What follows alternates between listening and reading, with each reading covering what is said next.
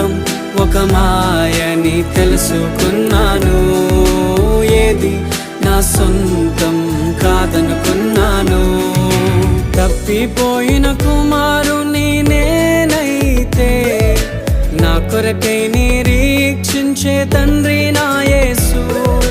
తప్పిపోయిన కుమారుని నేనైతే నా కొరకై నిరీక్షించే తండ్రి